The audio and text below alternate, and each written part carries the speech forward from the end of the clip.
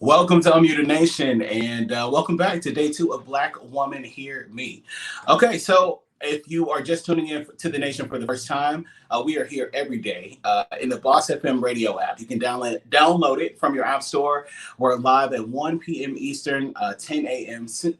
Pacific time every single day. And the nation is a place that we come together and we start conversations that should be continued.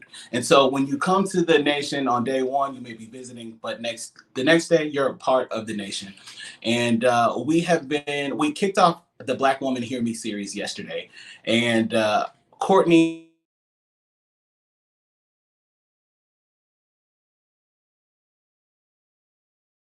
happened yesterday, and today we continue these conversations with Black women, learning about their perspectives, truths, and gaining an understanding of who they are. Too often, we as Black people are considered as monolithic, and when we did the first series, Black Man Hear Me, we found that that was just not true. And so, most of all, I'm interested in understanding things that we don't understand, and we do that by taking a deep dive into the truth about who Black women are. And so whether you are a Black woman or a Black man or somebody that is interested in learning about Black people, this series is for you because it's all about the truth about who we are and how we've become who we are.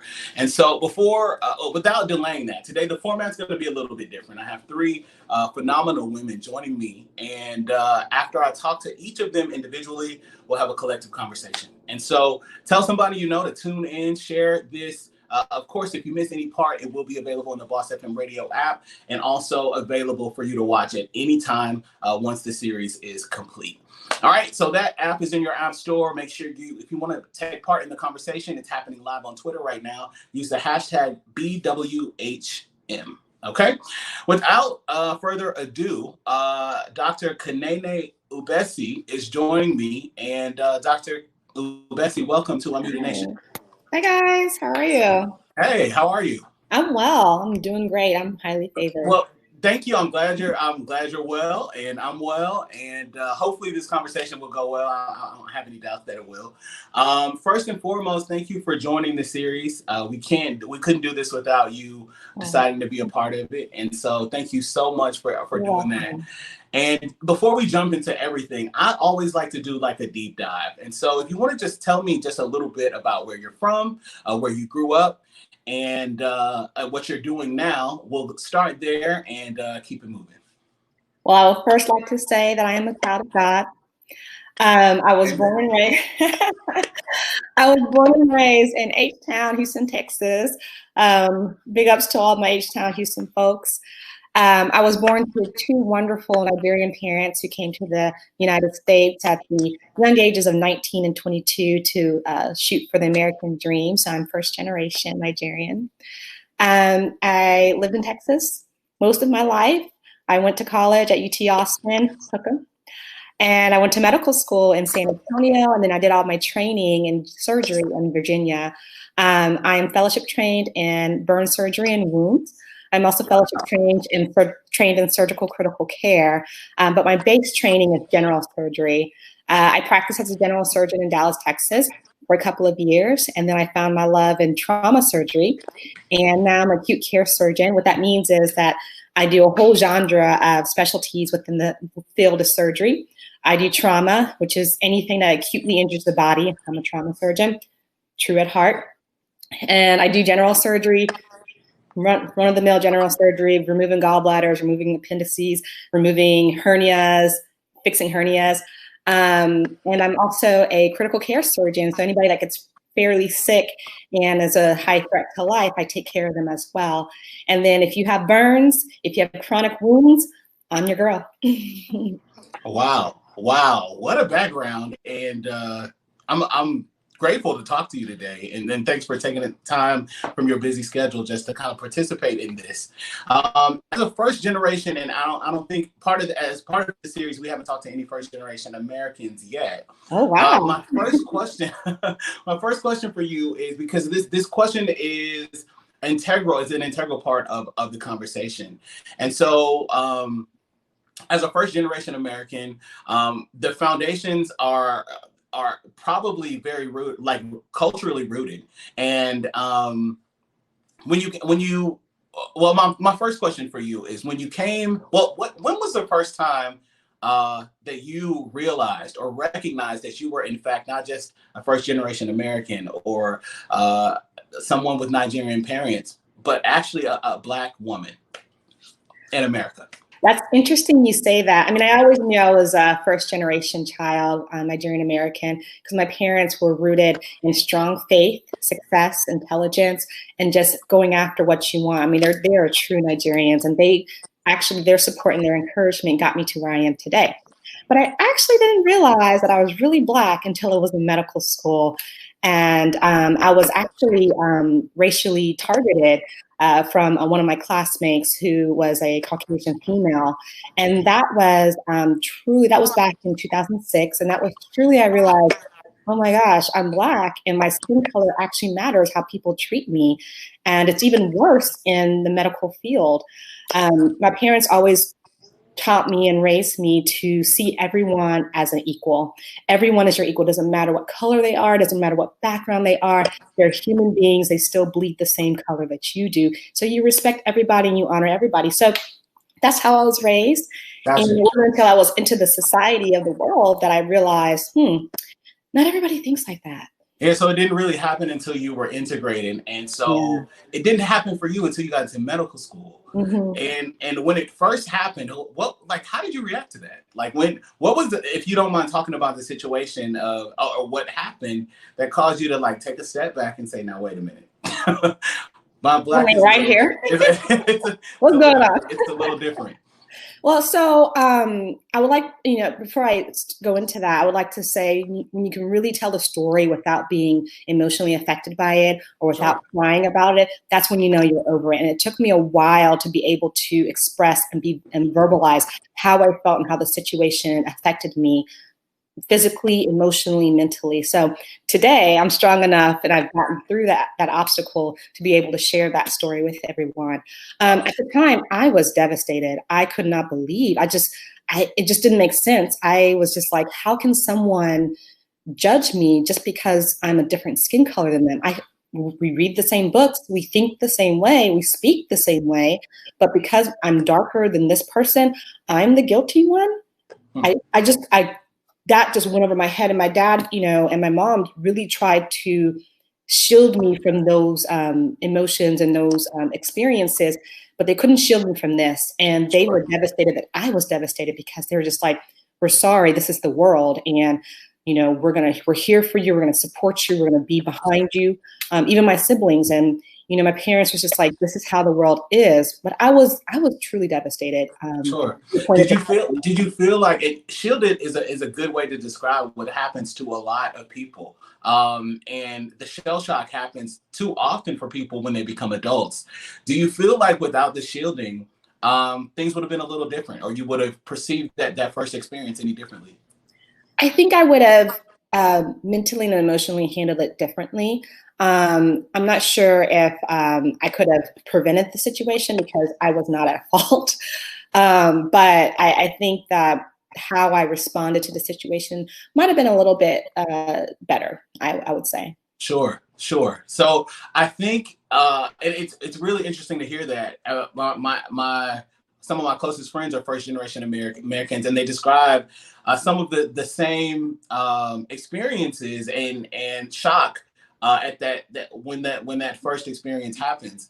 As a med student, or were you ever under the impression, and this is a curiosity question for me, that your credentials would take some of that I'm different, or those feelings that other people have in those situations away?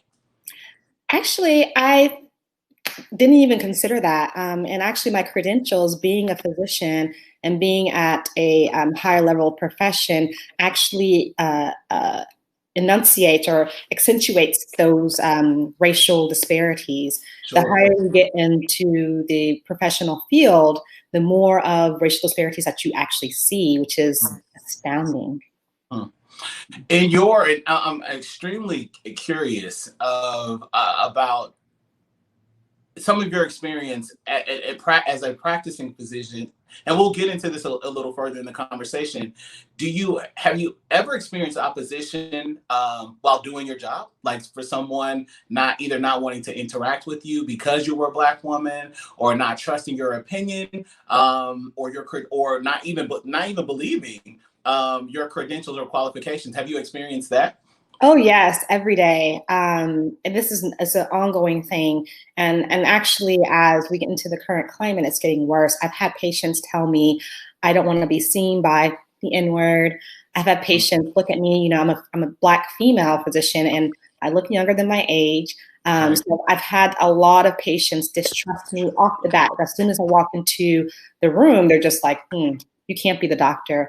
I have PAs and NPs that kind of work with me, and they'll assume those PAs are the physician because they're male, white, and tall, and older. And so I have to constantly, when I come into the room, I have to introduce myself as, hello, I'm Dr. So-and-so. I have to dress like this. I have to make sure that I have all the paraphernalia of a physician. Even still, I'm seen as the janitor, the transporter, they're perfectly good jobs, but I've worked too hard to get to where I've gotten to not be able to be recognized for what I worked for. And thank you for sharing that. There are so many people that, and on both sides of the conversation, that believe that the credentials kind of take some of that away, or that people would never discount or distrust or try to disparage you in any way because you've gotten these credentials, and especially I would say in my experience, a lot of times part of the reason as a Black American, we're often taught to seek these credentials is to garner the respect. And so people are often shocked, but the part of the reason that we want to have this conversation is to show people that it still happens. When you, outside of the workplace, outside of the professional atmosphere, how have you found that you've been able to kind of cope, especially as things have started to heighten, and the tension is heightened? How have you been able to cope? So as a resident and a medical student, finances, you basically don't have any coins whatsoever. So you have to find very abstract ways to kind of cope mentally and emotionally. I found that physical fitness has been my best friend. I typically tell people my therapist lives in the gym because that was where I was able to kind of, act out my frustrations and disappointments and sadness, and it really helped. And then my waist was snatched to boot. So, but I would say though, I would highly encourage if you can afford it. And there's also a lot of payment plans that people can get into, and also charitable organizations that offer therapy for people that are going through these type of emotions that are related to racial disparities. I would highly, highly recommend getting a therapist. Therapy is so undervalued, and people don't understand that therapy is a really strong, thing to do for your mental, physical, and emotional well-being. Sure. So interesting and very intriguing. If you would stay with us just for a minute, I'm going to bring you back in just a minute. I want to get some of the other ladies in just to do the introductions, and we're going to jump right back into that, because I think that even the word therapy, so many people are afraid of it, and they believe that it somehow signifies weakness. And so before we jump into that, our next guest is Iris Crawford. Iris, thanks for joining Unmuted Nation. Welcome to Unmuted Nation. Thank you. How are you? I'm well. How are you? I'm good. Iris, where are you from? So originally I'm from New York City, but now I live in the San Francisco Bay Area. And similarly to Dr. Ubesie, I'm also a first generation Guyanese American. So you have two today on this show. Very nice. Yeah. Very nice. I'm that excites me, because I think like we really have no idea like who's going to be here, and the backgrounds are always interesting to me. As a first generation American, would you say that your experiences kind of mirror Dr. Ubesie's, or were they a little different? I I think a little bit different just because growing up as, well, Guyana is unique. It's geographically in South America, but culturally Caribbean. And Okay. growing up as a Caribbean in New York City is its own very specific experience in I've recently itself. learned that. I'm new to New Yeah. York City, so I've been here a little over 3 years, and Okay. so the culture is definitely It's very, uh, yeah. So you alive know and what I'm well. talking about. Yeah, Yeah. So I think blackness and my culture has always been around me no matter what. And I think my parents did a good job of always taking me to visit Guyana, appreciate the food, the culture, the intersections between all of that. So I think my experience as a first generation has been really unique, and I'm grateful for it. Yeah, especially growing up in New York City, where you have the world at your fingertips. So sure, it's been a sure. unique upbringing. And I imagine so. That's also a different dynamic that kind of plays into you seeing yourself probably more often than not, in not just regular spaces that you're in, but maybe from school to the Mhm. workplace. It wasn't uncommon for you to encounter people that understood you and understood your culture. Yeah, I do think Guyana is like the low key of the Caribbean, Okay. compared to like Jamaica or Trinidad and Tobago or some of the other islands.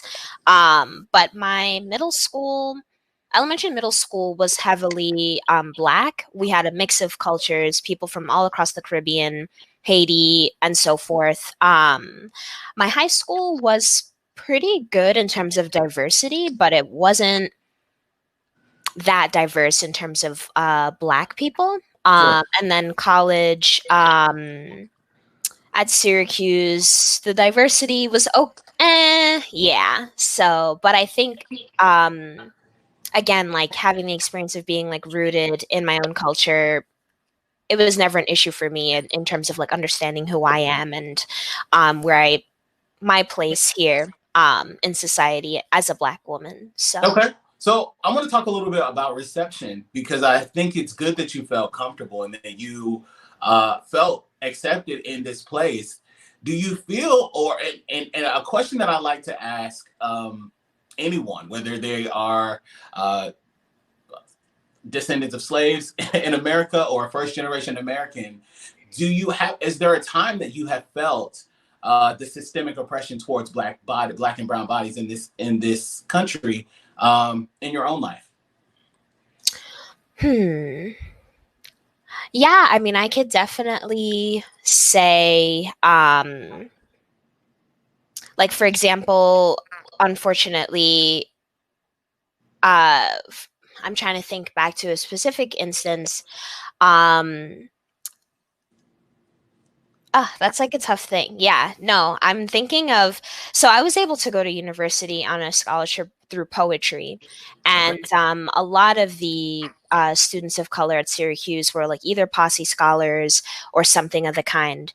And so when we had a new chancellor, a lot of those like cuts affected scholarships, and a lot of the money went into like changes in infrastructure. Sure. So just, seeing like a lot of students of color not being able to have those opportunities to be able to come was something that I always thought about. And even when I was interning down south a couple years ago, um, in Meridian, Mississippi, there were still like KKK, like, I don't want to say headquarters, but Basically. membership bases and stuff like that. Yeah. Yeah, So, Mississippi is really a lot. They're still working a lot of things out, and as we see today, there's tons of changes happening in Mississippi today. I'm interested in your experience there, and even your perspective on as being because I think the generation or the perspective has to be different for someone that's a first generation American. And I think even maybe the understanding of was there ever a misunderstanding, especially once you left New York City and went to a place like Mississippi, that mhm. maybe something that you were taught or assumed about this country wasn't necessarily true for everyone? Hmm. I don't think it happened to me, but I think it happened when I went to South Africa, and being a African, people consider me an African American. Um, so there were a lot of stereotypes on what people thought African Americans did, or our names, or like what, our behaviors and stuff like that. Um, so, just like the perceptions of African Americans on TV for like the global audience compared to like when you're actually like living in this country was always very interesting. Okay. Just coming across various different Black people in South Africa, um, talking one about your accent, or like you go to school, um, things that you're into, all that kind of stuff. So I would say that, even though African American culture is global, there is definitely still some misunderstanding about who we are and our place. So, but I think living here in the Bay, um, there isn't that much Caribbean culture. Most of the Black people here are descendants from the South, have heritage in the South. Um, so I am still searching for that Caribbean community, if I had to be honest. Sure. Yeah. You said something that kind of caught my ear, and you said that when I just asked about the disparities that you may have seen that you wouldn't have expected, you said it didn't really happen to you. Do you think that your perception is? Would you think that your perception is different just because of the way that you view the country, or do you think that you can see it more clearly with others and maybe not as clear with yourself? Yeah. I guess it's the way in which I'm thinking about it and reflecting on my experience. Like, because I think to talk about whatever adversity you faced, or, disparities that you have maybe noticed personally, I guess maybe it's something that I really don't even want to reflect on and even like talk about. And I'm sure I can, like, upon deeper reflection, I'm sure I can like give you a better answer. Sure. But I think like that's what makes my experience unique. So I'm sure, but it's hard absolutely. to answer. And I'm actually intrigued. I don't want to, I'm not going to press it, but I'm intrigued because there's such an assumption, right?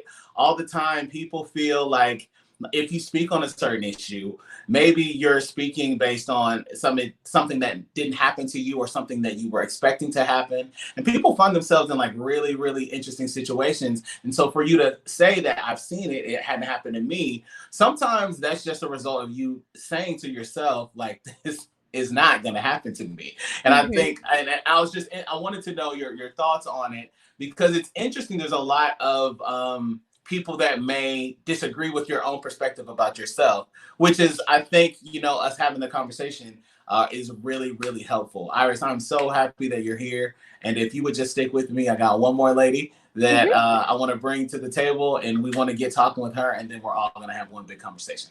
Sounds good. Thank you. All right. Awesome. Thank you so much.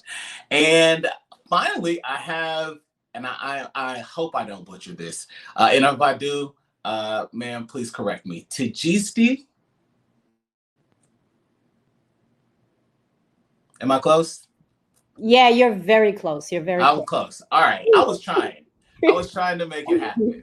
Say it for me so I can get it right. Sure. Tighisti. Tighisti. Yep, you said that perfect. Beautiful. That's I like that. I know you're an oratorian. I try a little bit. So, Tighisti, tell me a little bit about where you're from and what you do. So, also an immigrant. Okay. First generation. I am from. I love this. Africa is repping today. I'm an Eritrean, born in East Africa. Eritrea is located in the northern part of Ethiopia. It was a part of former Ethiopia. Moved to Sudan, spent some time there, and then Canada, and then New York. So I've spent the majority of my life in New York, in Brooklyn, so to speak. Okay. Spent quite a bit of time in activism, ranging from neuroscience, like working in developmental neuroscience and addressing the the mental health disparities and the impact of like stress and depression on maternal outcomes and fetal outcomes are Black and brown communities. And then moving on to education, where I was a teacher for many years.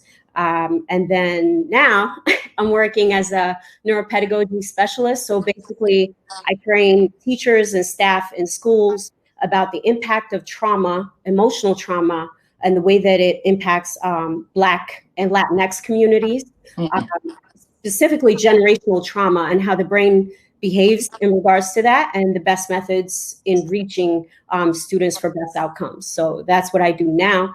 Gotcha.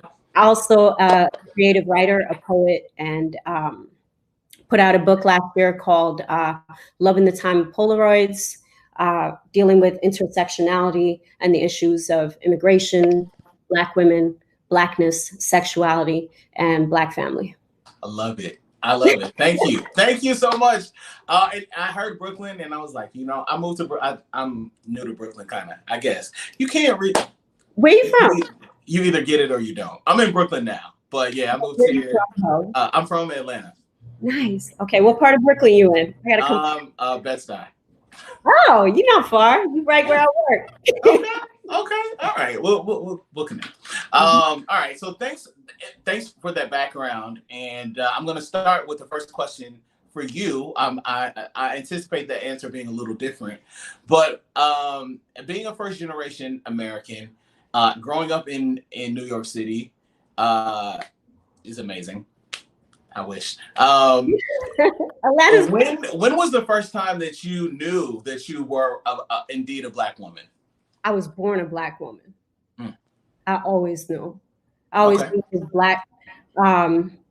In my culture, in the section of Africa where I'm from, we don't speak about it in terms of saying that it's Black, but you're very, very much aware of your place in your culture and your relationship to your ancestors. Through the practice of your culture, through the language, through the use of the specific words that you use and the way that you understand that they have power, through naming ceremonies, through rituals, all these different things that have been stripped of Black people in America through slavery. Absolutely. Yeah, so I always knew. I did not know what the word nigga meant, and I'm gonna say nigga because that's what they call it. It's totally it's okay. But I didn't know because English was the third language that I learned. So by the time I learned English, I'd already been speaking 2 other languages. And so, you know, I remember going to a predominantly white school in Canada, and there was a white guy, a student, and he would, you know, first of all, I was afraid of him because I didn't encounter people that looked like him to that extent. Okay. We were colonized, but they didn't dominate all aspects of our society. Gotcha. And he was redheaded, he had freckles and green eyes, and I used to run away from him because I didn't understand that physicality. I didn't encounter it. But he used to chase me, and he would always call me a nigga. He would say, nigga, black cow, brown cow, you make chocolate milk, black Barbie. How old were you? I was 11 years old. I didn't know what any of that meant, and I did not know enough, or I knew better than to be ashamed of my skin. And so he would say these things, and my father speaks 8 languages. So I went home one day and I said, Dad, what's a nigga? Like, this guy just keeps saying nigga. What's a nigga? He said, what? He called me one. Like, he's like, what the hell? You know, and eventually I dealt with it, maybe not in the best way. I ended up, you know, beating him up the next day, following him on the bus and whatnot, but he never did it again. It's not new for them to be able to catch these hands. That's, you know what I'm saying? I got you. Because I did not relate to the definition that he was attributing my skin tone to. Sure. He would say things like, your skin is so brown, nobody wants to be near you because it looks like poop. It looks like crap. And so nobody wants it to rub off on them. And now we got everybody wanting it to rub off on them. Yeah, I think that, you know, this is so interesting to me because this experience is not abnormal for people in Black skin to have at age 11, at age 9. Like these things start early, and we don't talk enough about it for people to even know that this. And I think that, you know, there are people that know because they teach it and they perpetuate it. And so it's not a surprise when they hear that it's been done. But we're now in this time that everyone's sensitive about it. But we also have to be very careful with that, because appeasement is not change. Appeasement is not, you know, and we can't confuse that with that. No. I'm interested. So you had that experience at 11, and then you continued on and you moved into your higher education. When you started working into or looking into studying the first field, did you face any opposition at that point? Not at all. I was not. And this is where the family is the first place in which you get education. I was not taught in my family that there was any kind of barrier to anything that I wanted to study. My father told me at a very young age that I was a genius, so I had no question. And so that was one thing, but I was keenly aware of history and the history that I needed to study in relationship to Black people in America, because that's a very different thing from Black people in Africa, Black people in Canada, Black people in the Caribbean. We're interconnected, but there's this idea of separation that's created. And if you do not study the history, you don't know.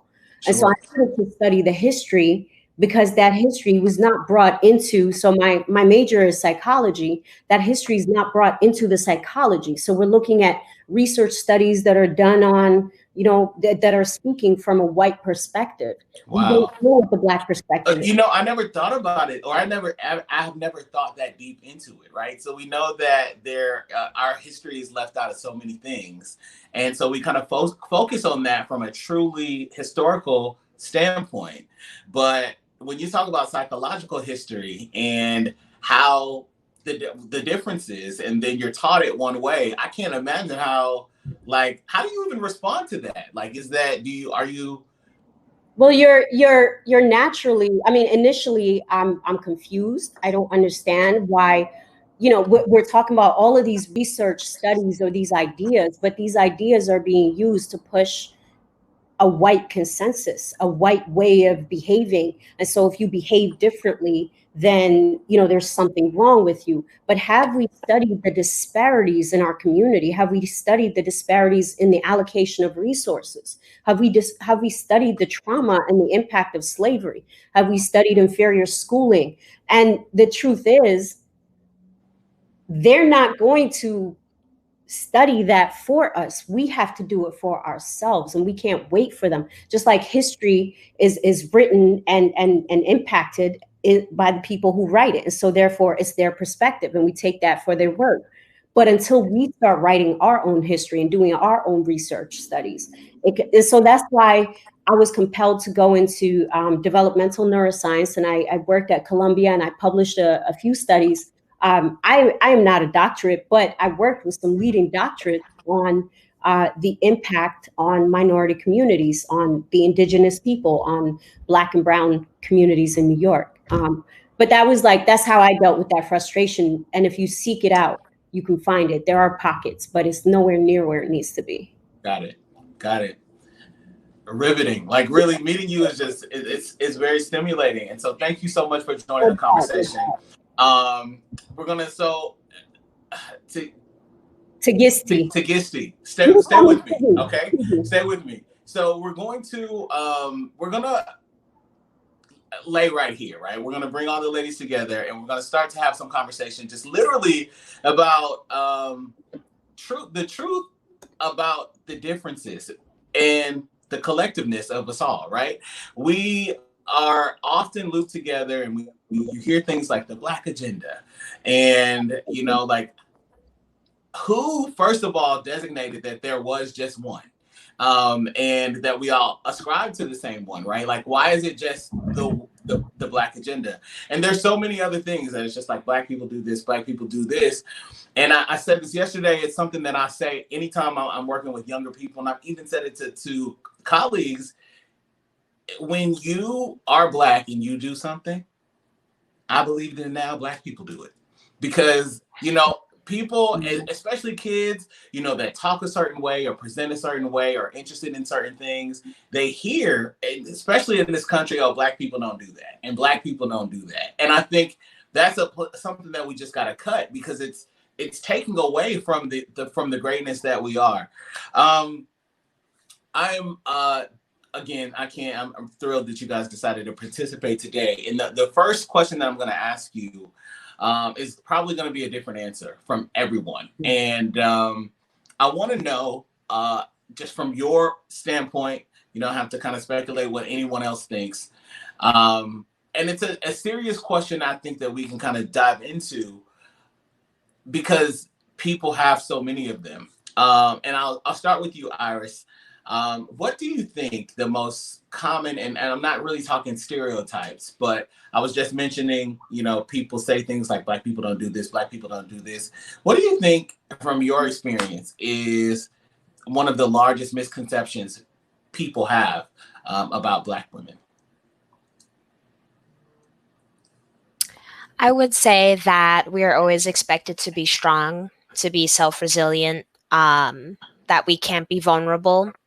I think everything around us and how we're thought about as Black women, being the head of households, from the context of slavery to civil rights to even now,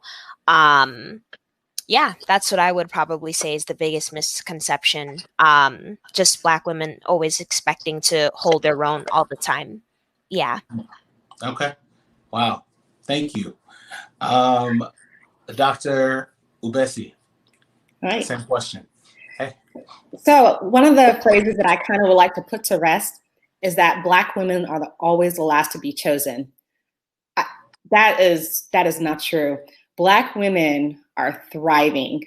Let me say it again. Black women are thriving. We choose what we want to do. We do what we want to do. We go after what we want to go after. A lot of times people don't like that because they feel uncomfortable with our strength, our beauty, our intelligence, our bodies, our lips, our everything, okay? We are thriving, and we're not the last to be chosen. We just don't choose you. Oh. Oh. Lovely. Thank you so much. And Tighisti. Look at you. Look at you. Amazing.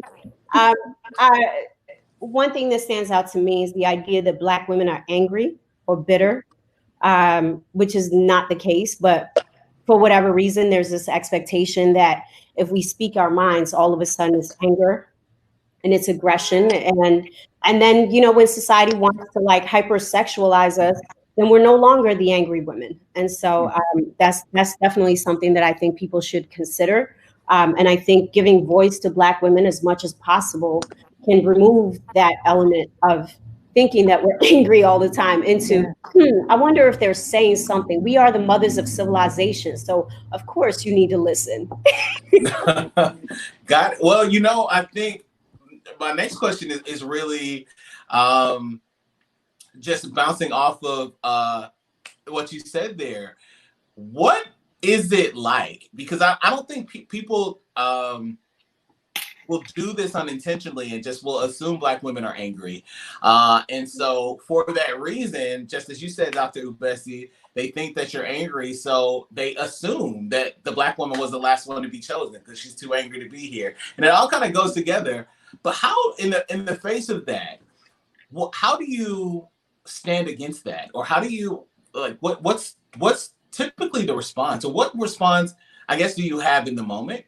And what response do you have after the moment that someone has assumed that you were angry?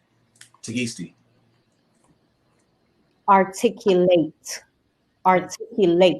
and be as precise as possible in your language. And if you want me to say it in another language, then I will. What I will not do is change my message. And so we cannot cower down. We cannot be silent to make others comfortable and to make others feel good about whatever injustices are going on.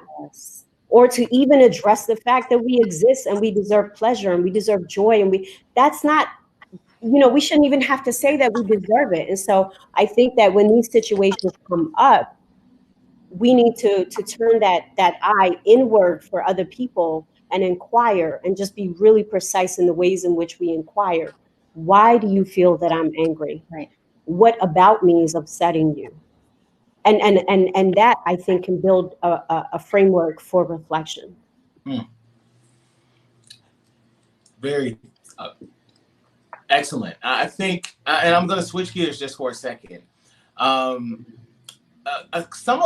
Something that impacts us all is really how, not just our culture, but how that culture is applied to our upbringing.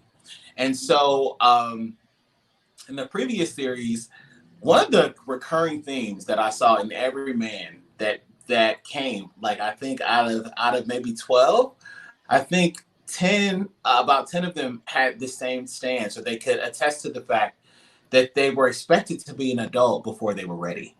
And so they felt the pressure at age 8 or age 9 because something happened in the family, or there was just a situation that caused them to grow up faster than they felt like they should have. And they felt robbed in a sense. Have you ever had that experience, or did you ever feel that pressure? Most of those men specifically, well, I'd say half of them at least, were probably descendants of slaves here in America, and the other first generation. But the experience was similar amongst them all. Iris, did you ever feel like you were pressured to grow up too soon? Yeah, that's interesting. I think I will definitely say that Black boys and Black girls are hypersexualized at very young ages, and we can see that, in the school to prison pipeline with Black girls getting higher rates of detention, or their educators deeming them as threats at a very early age. That is a good question. I can come back to you. Yeah, you can come back to me. I'll come back to you, because I think it's a good question, but it's also a good conversation. Like, why do these kids feel this way? What happened? Was it justified? Is there some type of healing required, afterwards? Right. Dr. Ubesie, did you ever feel like you had to grow up faster than you needed to, or did you ever feel that pressure? That's an interesting question. So being a first generation from Nigerian parents, grew up in a pretty sheltered household. Okay. And I went to college at the age of 18, and I was just like, I was so green, so naive. Thank God I didn't get into any type of trouble. God covered me. But going into college, I think that was when I was kind of forced to grow up quickly. And I'm going to go off of what Iris was saying, that, we're hypersexualized. And when you leave the cocoon of your parents and you're out in the world and you're an African-American male or female, you're automatically seen as this person that is associated with sexuality. And you are exposed to all of these things as a young child. You're still a child at 18, 19, 20, and you're exposed to all, and you're expected to know how to handle this without any type of basis of education or support or encouragement. But for me, I was able to go through that because I had good parents, I had good friends, I had a good support system. Where I really felt like I was forced to grow up is when I was exposed to trauma. And that goes back to my medical school experience.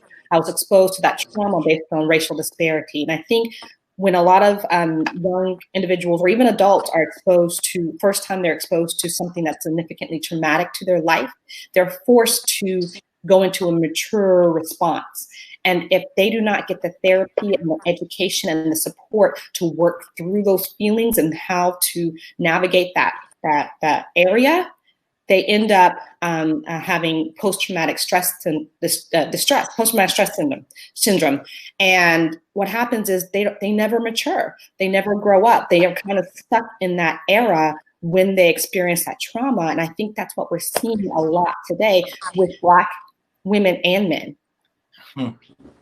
Thank you. I agree. I think it causes a lot of trauma, and I think in so many situations we find people that are in situations that they should be able to handle, and that trauma kind of impacts the way that they deal with those situations. Tighisti, same question. Did you ever feel like you had to grow up sooner than you needed to?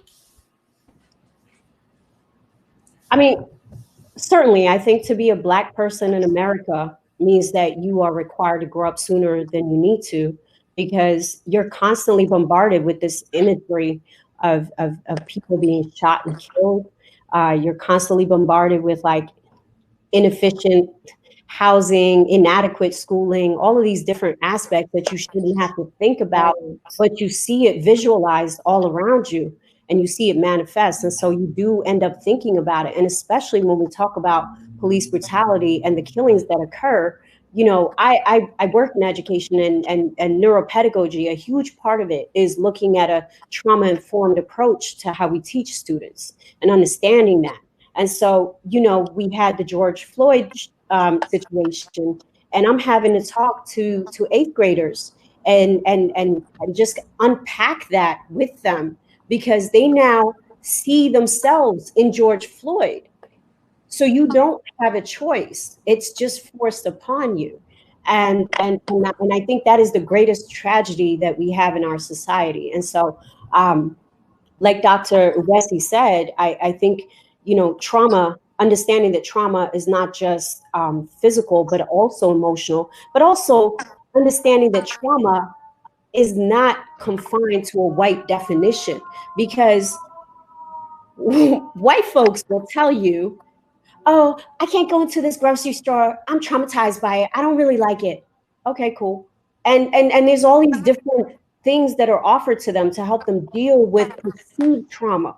But the real trauma of living and dying and being killed is something that America has not made room for, especially for Black and Latinx people. And so, you know, we really need to look at how we provide these support systems that are going to allow people to deal with these traumas.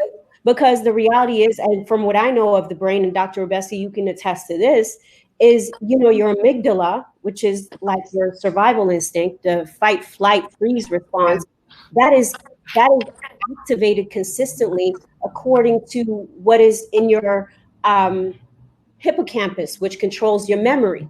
Right. So those two are so intertwined that when you are in a situation, automatically, for you, brother, you get stopped by the cops, automatically your hippocampus says, I've seen this before. I know how it could go. And so your amygdala is now activated, and you're now thinking fight, flight, freeze. What do I do? I don't know.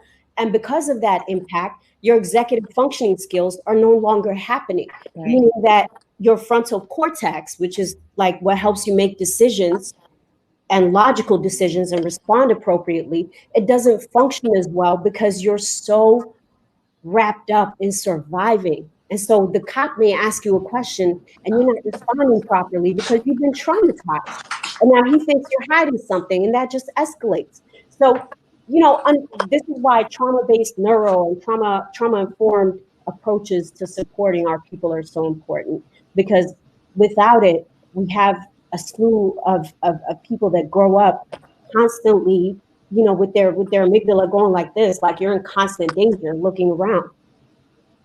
I would like to just quickly, can I just go add to that? She had said something that is very, very important. When you are in a constant state of survival, you cannot, and I love this word, you cannot use your executive function to do things that people that are not in survival are doing.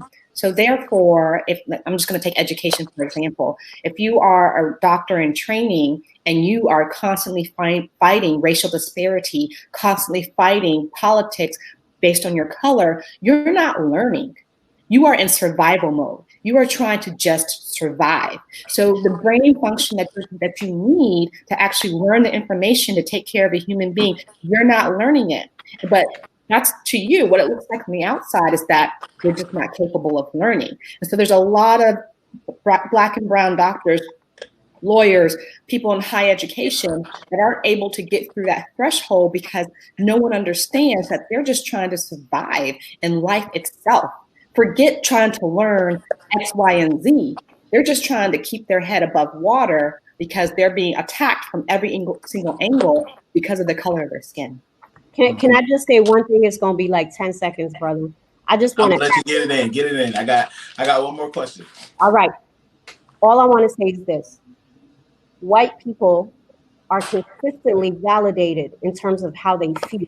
You can see it in the grocery stores. You can see it in the parks. You can see it from a very young age. And so when what you feel is consistently validated, you're able to deal with it and you understand it. When you are Black, nobody wants to hear how you feel. Nobody wants to hear that you're upset. Nobody wants to hear that you miss your dad or your mom, or this is happening, or you don't have this, you don't have that. And for that reason, you're unable to deal with it. And so the very first step also is acknowledging that when we say Black Lives Matter, it's all encompassing. That includes emotions, that includes trauma, and that starts from a very young age. Sure. And I think you kind of just jumped into my territory, because my next question, and I actually have so many questions and not enough time. But the question I want to drop before we get out of here is, I think all three of you will probably have different answers, and I think that adds to what we want to accomplish here. I have so many questions now, but this one, I want to get this one out.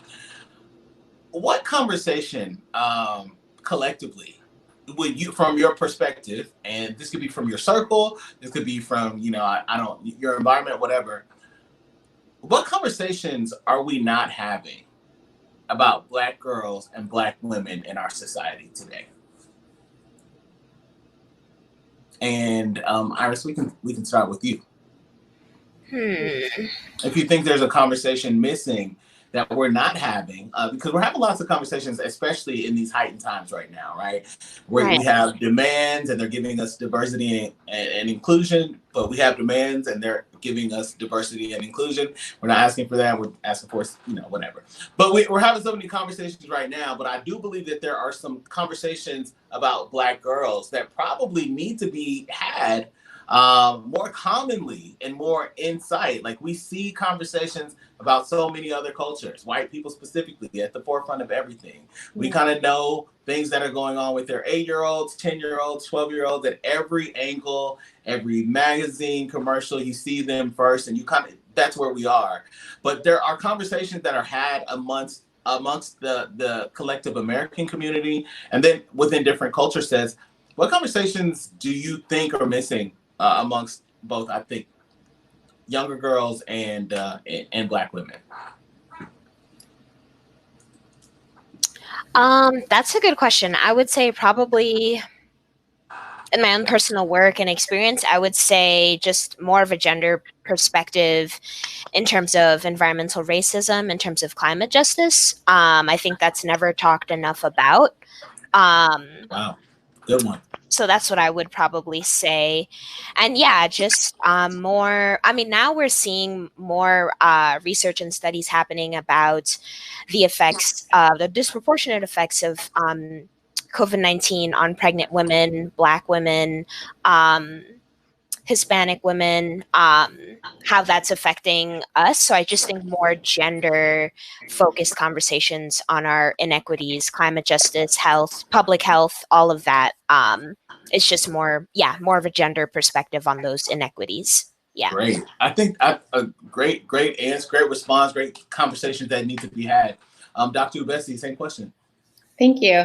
Yes, I would definitely agree with Iris for both genders as far as the health disparity goes, but specifically for African-American young girls, they are not being supported enough from a mental health and physical health aspect. They are not loving the hair that grows out of their head. They're not loving the rotundness of their behind. They're not loving what God has brought them into the world as. And so we have, a lot of young girls looking into, how can I, look like one of those Fashion Nova girls, or how can I, get my hair as straight as I can. Like, so, I can, join Karen's group with her straight hair friends. You know, and so we really have to pay attention and seeing the beauty in our young girls and voicing that beauty to them. Whenever I see young girls, well, not just young African American girls, but also young African American men that come into my realm, whether in the emergency department or in the clinic or in the hospital, what have you, my first thing is, hi, how are you? What's your name?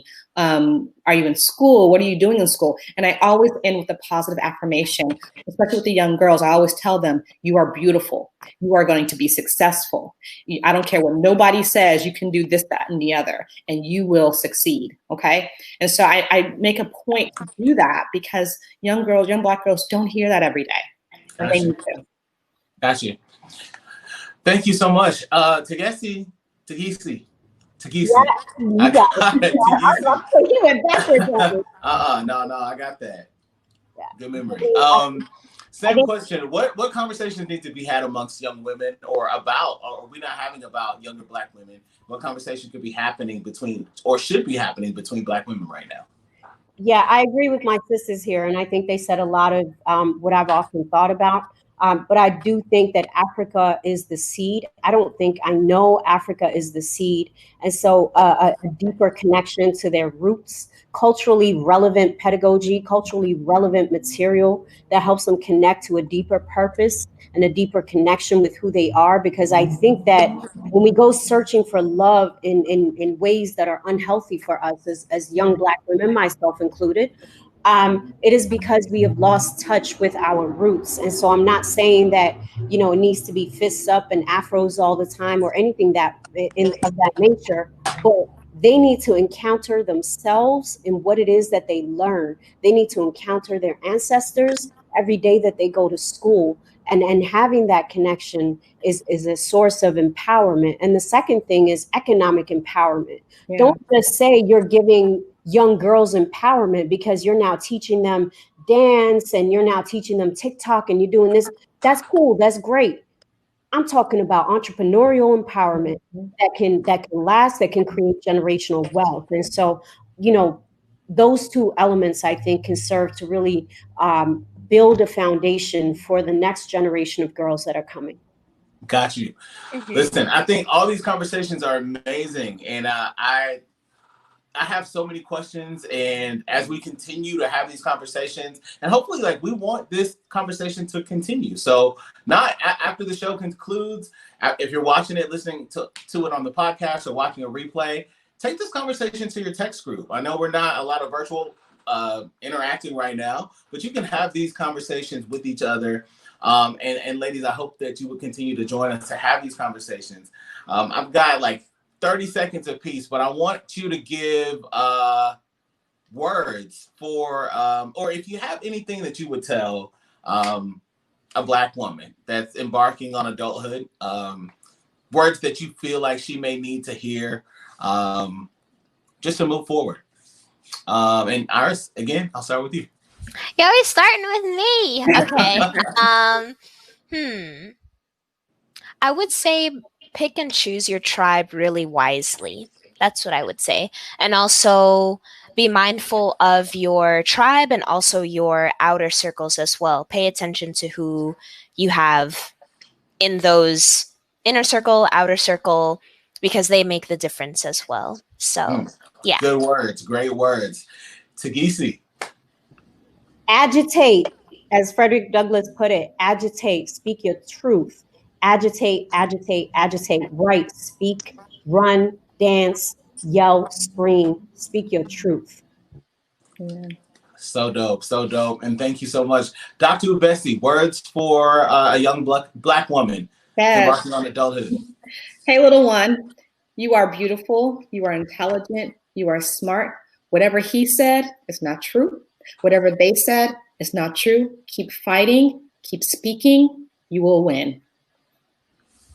Wow. Ladies, first of all, thank you guys so much for being here.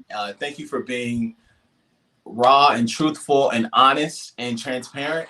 I think if we don't have conversations like this and we don't dictate into our culture and speak this type of life, because interacting and having conversations conversations that push things forward, not just our culture, but our spirits and our minds and our bodies. It pushes everything together. And so, Dr.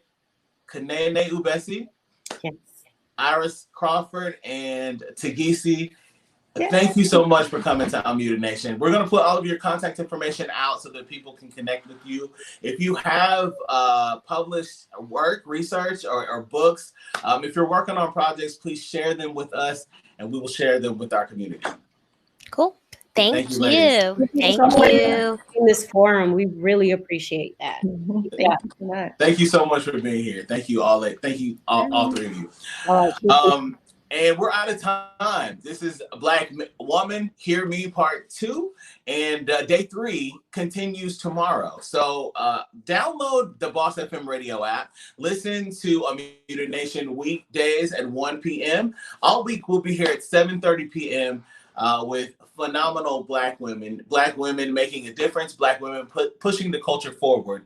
And we'll continue to do it right here at Unmuted Nation, okay? This episode or this show will air tomorrow at 1 p.m. On the BossFM Radio app, and you can download the BossFM Radio app or find the Unmuted podcast anywhere you can listen to a podcast. All right, that's gonna do it for tonight. Remember, today is greater. Believe it, speak it, and live it. You have to make the choice to be great. Your situation is not your destination, so instead, make it your motivation. You guys have a great night, and we'll see you tomorrow.